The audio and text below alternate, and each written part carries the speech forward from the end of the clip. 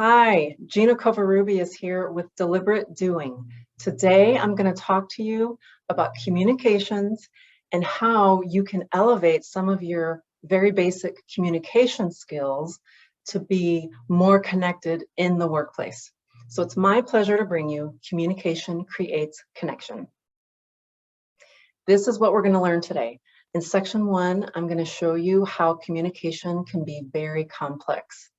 And then in section 2, we're going to talk about self-communication, what that means for you and how you talk to yourself. And then we're going to end on 3 leadership tips to help you improve your communications. So let's get started with section 1. Communication is complex. There are so many different ways we communicate with the world around us. There's verbal, there's the written, there's the body language, right? The way we maybe roll our eyes or cross our arms. And then there's active listening, which sometimes we forget about, but listening is a critical communications skill. So in a nutshell, this is how communications can get very complex. So the first step is that you think something. You have thoughts about whatever topic you're thinking about, and then you want to verbalize that, or you want to communicate that to somebody else. So you might say words to them, you might write things down on paper or in a text, and so on. And then that person needs to hear your words, they need to hear what you're saying, or read what you have written, and then it's up to them to make interpretations on what you're trying to convey to them. So as you can see from this little diagram, communications can get very complex. And I want to share this wonderful quote with you from Stephen Covey.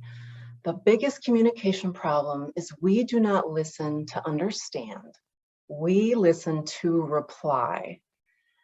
And I know for me, sometimes that is so true. So I want you to think about that. How does that apply to you?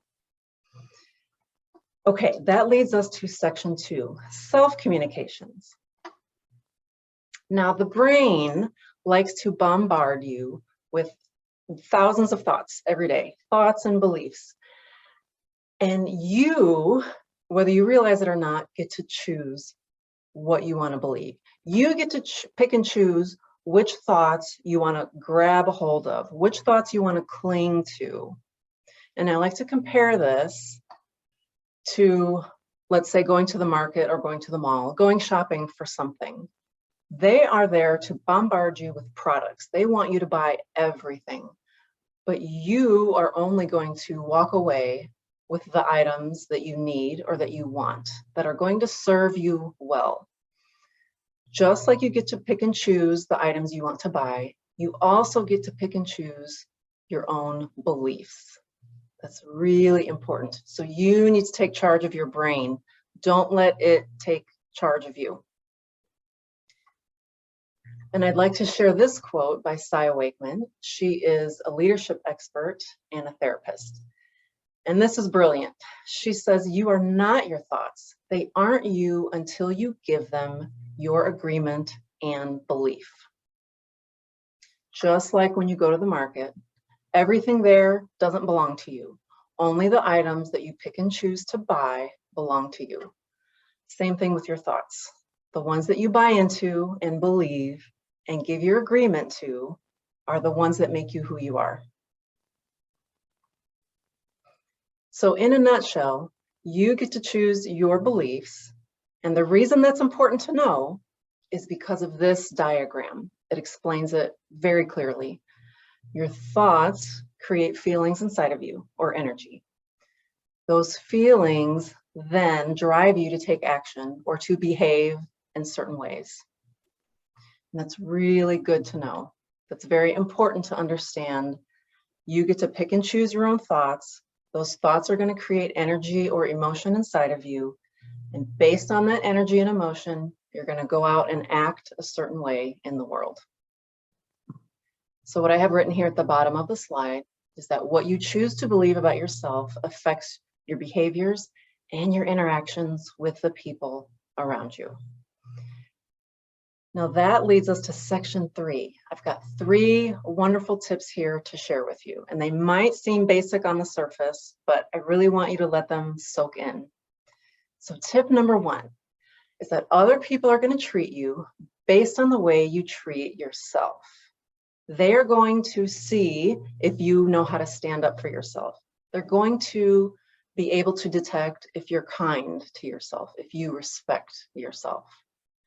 And so the takeaway here from this tip is that if you want to be liked, if you want to be respected, if you want validation, you have to generate those things inside of you first, and then others will follow suit.